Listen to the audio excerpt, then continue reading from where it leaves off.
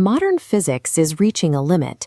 As we observe the furthest reaches of space and the smallest quantum behaviors, the data suggests reality takes a specific shape only when an observer arrives to witness it. For centuries, we treated the universe as a machine that operates independently of our presence. But the observer problem in quantum mechanics and emerging holographic models indicate that the machinery reacts to our attention. This creates a calibration crisis.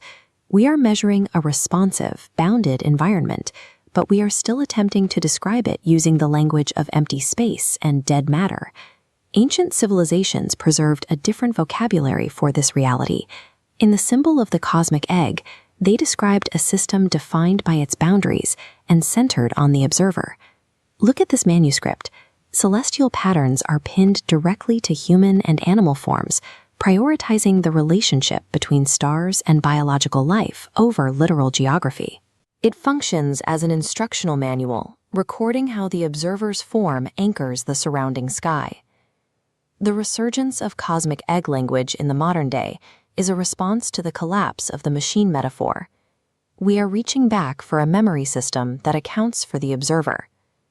In quantum mechanics, the unobserved universe exists as infinite probability.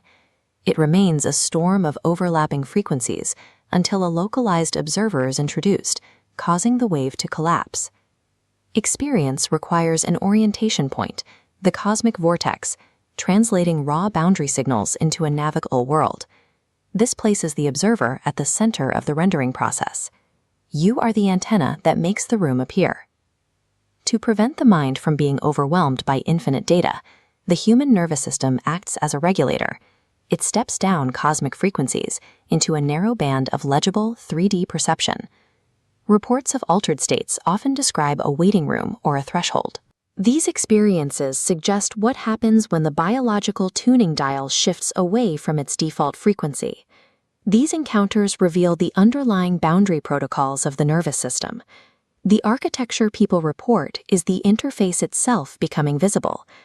Reality possesses a structure and a center because experience requires a biological perspective to render the signal into a world.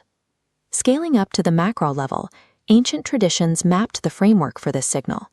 They described the architecture of the cosmic egg. This relief from the Dendera zodiac shows intricate nested rings. These firmaments represent layers of frequency governance, not physical stone domes. The figures supporting the outer rings are threshold protocols, symbolic rules governing how information moves between the layers of the cosmos. These layers function like step-down transformers in an informational network. They manage the flow of data, ensuring the core signal is compatible with the localized receiver at the center. The outermost shell of this system creates a protected environment.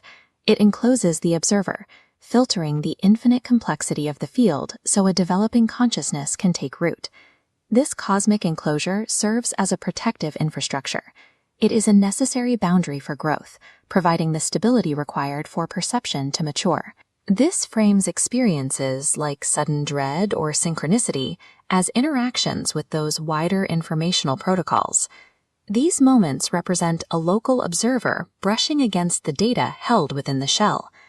Returning to these symbols is a sign our understanding is advancing. We are moving past the machine and toward a model that includes the observer. The remembrance of the cosmic egg occurs when a culture's science can no longer ignore the boundaries of the interface. We are beginning to recognize the maps our ancestors used to describe the same limits. Reality is a rendered experience, and the boundary is made of information.